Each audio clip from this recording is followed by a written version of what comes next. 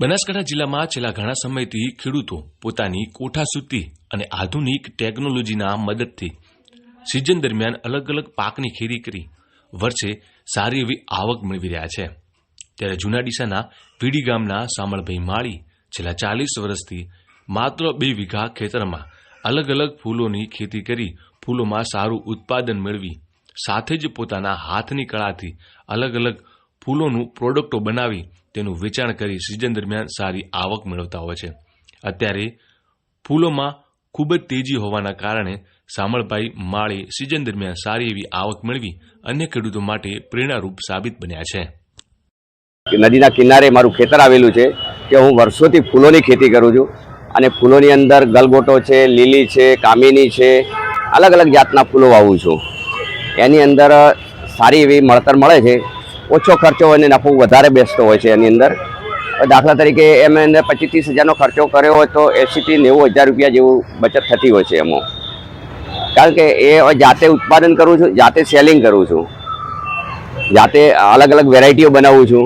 માલની ખેંચ હોય તો બહારથી આયાત બી કરવા પડતા હોય છે। તે રીતે લગ્નની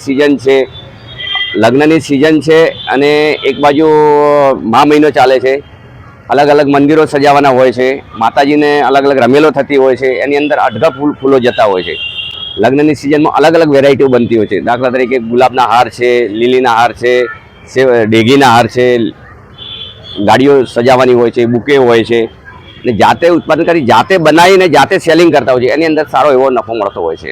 હું 2 વીઘાની અંદર વાવું છું, લીલી અને ગલગોટો વાવું છું। એની અંદર સારી એવી મજૂરી મળે છે। હાલ જાતે લીલીના હારો બનાવીએ છીએ, લીલી ગુલાબના સાદા હારો બનાવીએ છીએ, રૂમો સજાવીએ છીએ, માતાજીના મંદિરો સજાવીએ છીએ, ડેકોરેશનો અલગ અલગ કરતા હોઈએ છીએ। એની અંદર અમારી કરામતથી અમે મજૂરી મળતી હોય છે। અમે 10 રૂપિયાનો હાર બનાવીએ છીએ, 100 વાળો હાર બનાવીએ છીએ અને 500 વાળો હાર બનાવીને 2000, 2500 વાળા બી અમે હાર જાતે બનાવતા હોઈએ છીએ। ગાડીઓના ડેકોરેશન બી અલગ અલગ પ્રકારના કરતા હોઈએ છીએ। ગાડીના ડેકોરેશનમાં 25,000ની ગાડી બને છે અને 5,000માં બી તૈયાર થાય છે। એમાં અલગ અલગ વેરાયટીઓ અલગ અલગ બનાવતા હોઈએ છીએ। ફૂલની અંદર ફૂલ તેજી છે, અત્યારે 80 રૂપિયા ગલગોટો છે, એક પૂળી લીલીના હાલ 25થી 30 રૂપિયા ચાલી રહ્યા છે અને ડેગી પણ એક વ્હાઈટ ફૂલો આવે છે, એની પણ ભાવ સારા ટકી રહ્યા છે। અત્યારે ગુલાબની અંદર અત્યારે 150 આજુબાજુ ભાવ ચાલી રહ્યા છે।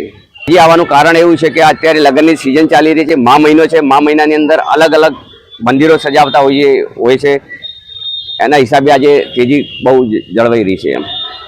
આની અંદર સિઝનની અંદર 20-25 હજારનો ખર્ચો હોય છે, એમાં 70થી 80 હજાર રૂપિયા જેવો નફો મળતો હોય છે। એમાં સારો એવો ખેતીની અંદર રહેતો હોય છે, જાતે બિઝનેસ કરીએ છીએ। અંદર અન્ય ખેડૂતોને ખાસ સંદેશો આપીએ છીએ કે તમે ગલગોટા છે અને અલગ અલગ જે ફૂલોના પ્રકારો છે એ જો ખેતી કરતા હોય તો બહારથી જે આયાત ફૂલો કરવા પડતા હોય છે એ ન કરવા પડે। હાલ બહારથી આવે છે, અમદાવાદ છે, આણંદ છે, વડોદરા છે, અજમેર છે, પુષ્કર છે, ત્યાંથી બધા ફૂલો આયાત કરવા પડે છે। જો અહીંયા આજુબાજુ ડીસા તાલુકા કે આજુબાજુ ઉત્તર ગુજરાતની અંદર ખેતી થતી હોય તો બહારથી આયાત ન કરવા પડે।